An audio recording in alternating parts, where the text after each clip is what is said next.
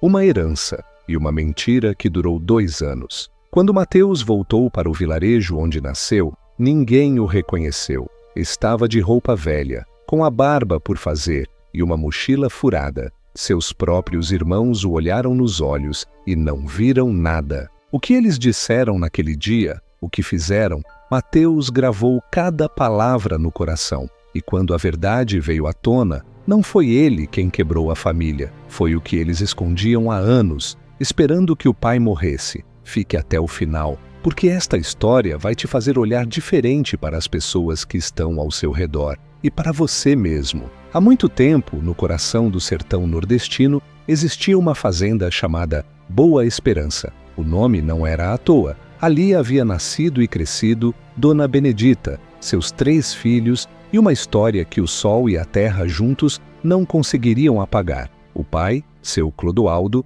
era um homem de poucas palavras e muita terra. Havia construído tudo com as próprias mãos. A casa de pedra, o pomar, o açude, o curral. Passava os dias sentado na varanda, observando o horizonte como quem espera uma tempestade que demora a chegar. Seus filhos eram 3. Hélio, o mais velho, de 38 anos, tinha o rosto duro e os olhos calculistas de quem já nasceu sabendo o preço de tudo. Casado com Silvana, uma mulher de língua afiada que administrava o dinheiro da casa com mão de ferro. Depois vinha Carla, a do meio, 35 anos, que havia se casado com um comerciante da cidade e raramente aparecia pela fazenda. Quando vinha, era sempre com uma lista de reclamações e os olhos nos armários do pai. E então havia Mateus, o caçula, 31 anos, o diferente, o que tinha estudado, saído para o mundo, viajado. O que o pai olhava com uma mistura de orgulho e estranheza,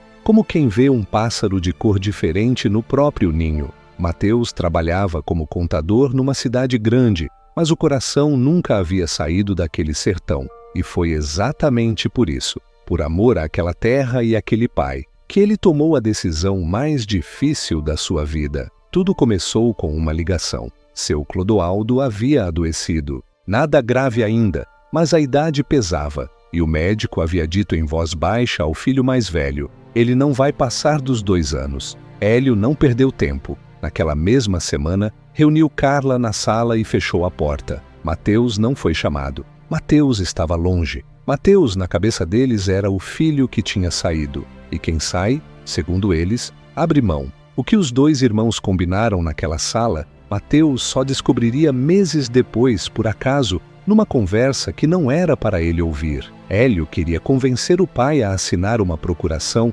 transferindo a administração da fazenda para ele. Carla queria garantir que o nome dela estivesse nos documentos da Casa de Pedra. E Mateus? Mateus era o filho distante, o filho que havia abandonado a família. Aquele que, segundo Hélio, nem ligava mais para o pai, só quando precisava. Mentira. Mateus ligava toda semana, mandava dinheiro todo mês, mas ninguém precisava saber disso. Quando Mateus soube da doença do pai por um primo, ficou em silêncio por 3 dias. Pensou, orou, chorou.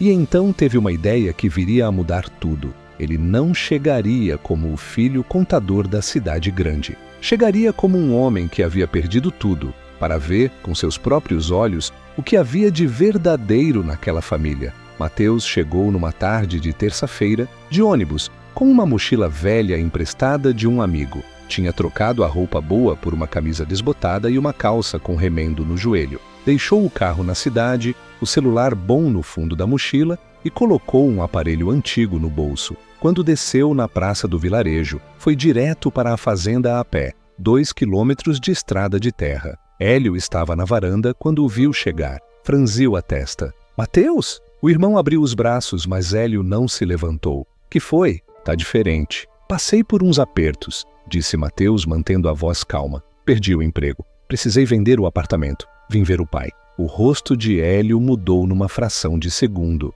Não de preocupação, de cálculo. Como alguém que recebe uma notícia e imediatamente começa a somar e subtrair. Ah, disse apenas. O pai tá descansando. Não acorda antes das 4. Não perguntou se ele havia comido. Não ofereceu água. Silvana apareceu na porta da cozinha, olhou Mateus da cabeça aos pés. e voltou para dentro sem dizer nada. Mateus sentou na beira da varanda e esperou. O sol queimava. Lá dentro, ele ouvia a televisão ligada, o cheiro de comida recém-feita. Ninguém o chamou para comer. Quando seu Clodoaldo acordou e viu o filho caçula, as lágrimas vieram antes das palavras. O velho se levantou devagar, segurou o rosto de Mateus entre as mãos ásperas e ficou assim por um longo tempo, sem falar. Meu filho, disse por fim, você veio. Vim, pai, estou aqui. Naquela noite, Mateus ficou ao lado do pai. Hélio e Silvana jantaram no quarto. Carla não estava.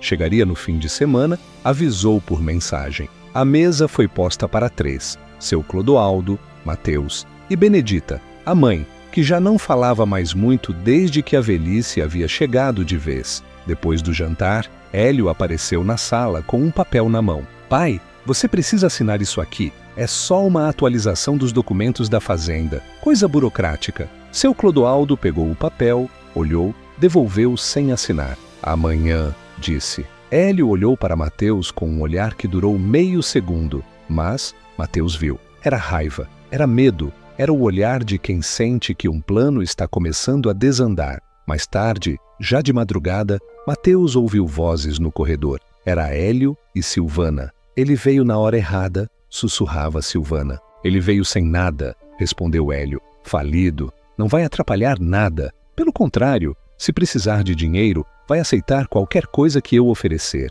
Mateus fechou os olhos no escuro do quarto, respirou fundo, continuou ouvindo. E a Carla? Perguntou Silvana. Ela já assinou o acordo. Fica com a casa da cidade. A fazenda fica comigo. Uma pausa. E o Mateus fica com nada. O que ele vai fazer? Reclamar? Com o quê? Com a roupa do corpo? Riram baixo. A porta do quarto fechou. Mateus ficou deitado na cama do pai, olhando o teto de madeira escura, e pela primeira vez desde que havia chegado, sentiu algo que não era raiva nem tristeza. Era uma dor mais funda do que as duas juntas. E a dor de quem descobre que o que achava ser família era, na verdade, uma peça de teatro em que só ele não sabia o papel. De manhã cedo, antes de todos acordarem, Mateus foi até a cozinha. Sua mãe já estava lá, sentada na cadeira de palha, descascando uma laranja com as mãos trêmulas. Dona Benedita tinha 72 anos e olhos que haviam visto muita coisa. Quando Mateus entrou, ela levantou o rosto e sorriu. Um sorriso diferente. Não de surpresa, de alívio. Você veio por quê, filho? A voz era baixa, quase um sussurro. Mateus se sentou ao lado dela. Vim ver o pai, mãe. Ela balançou a cabeça devagar. Não, vim ver a verdade. Mateus ficou quieto. Eu sei o que está acontecendo nessa casa, disse a velha, os olhos fixos na laranja. Sei há meses, mas ninguém me pergunta porque acham que eu já não entendo mais nada. Ela colocou a laranja na mesa, olhou para o filho. Seu pai também sabe. Ele não é bobo, Mateus. Só está esperando. Esperando o quê, mãe? Esperando que alguém apareça e prove que ele não errou em confiar. Uma pausa longa. Você apareceu. Mateus sentiu o nó na garganta. Dona Benedita pegou a mão dele. A pele dela era fina como papel, mas o aperto era firme. Não deixa essa terra ir para as mãos erradas, filho. Não por causa do dinheiro, por causa do que ela representa. Olhou pela janela, para o açude brilhando no sol da manhã. Seu avô morreu nessa terra. Seu pai nasceu nessa terra. Você tem raiz aqui, mesmo que tenha saído. Mateus não disse nada, mas algo dentro dele, que havia hesitado por 2 anos, finalmente ficou firme. Carla chegou no sábado com o marido e 2 malas. Quando viu Mateus na varanda, abriu um sorriso que não chegou aos olhos. Mateus, que bom te ver. Soubemos que você passou por uns problemas. Passei sim, disse ele com calma. Mas tô bem. Ela assentiu com a cabeça, mas os olhos já estavam varrendo a fazenda, a casa de pedra, o pomar, o curral, contando, avaliando. À tarde, os 3 irmãos se reuniram na sala. Seu Clodoaldo estava descansando. Era a primeira vez que os 3 estavam juntos em anos. Hélio foi direto ao assunto. O pai precisa de cuidados e a fazenda precisa de administração. Eu estou aqui todos os dias. Carla tem a casa da cidade. E você, Mateus, não tem nada. Então faz sentido que a fazenda fique no meu nome, certo? Você assina a renúncia de herança. E a gente resolve isso de forma limpa. Silêncio. Mateus olhou para o irmão, depois para a irmã, que desviou o olhar para a janela. Quanto você está me oferecendo? Perguntou Mateus com a voz neutra. Hélio abriu um envelope. 50.000. À vista. Você pega o dinheiro e vai recomeçar a vida. Mateus pegou o papel, olhou, devolveu. A fazenda vale pelo menos 1,5 milhão. Você está me oferecendo 3%.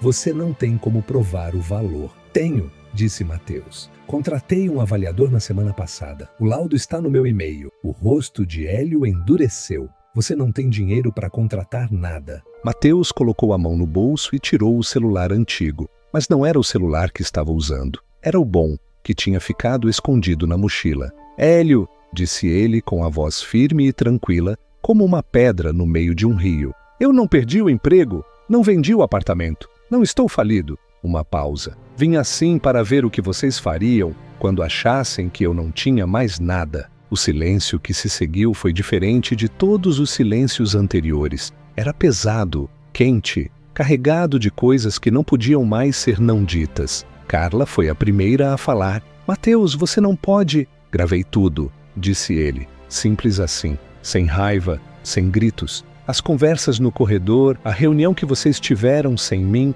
o acordo com a Carla. Hélio ficou em pé. Isso é invasão de privacidade. É a palavra de um filho sobre o que acontece na casa do pai doente. Mateus se levantou também, mas não avançou. Ficou parado, de pé, à mesma altura do irmão, o olhar direto. Não vim aqui para tomar o que é seu. Vim para garantir que ninguém tome o que é de todos. Foi nesse momento que a porta da sala se abriu. Seu Clodoaldo entrou devagar, apoiado no bengalo, com Dona Benedita ao lado. O velho tinha ouvido tudo. A sala era pequena, as paredes eram finas, e ele havia acordado muito antes de todos pensarem. Hélio tentou falar. O pai levantou a mão. Eu não sou um tolo, disse seu Clodoaldo com a voz rouca, mas firme. Sei há meses o que vocês estão tramando. Deixei acontecer para ver até onde iam. Olhou para Hélio, depois para Carla. Os olhos não tinham raiva. Tinham algo pior.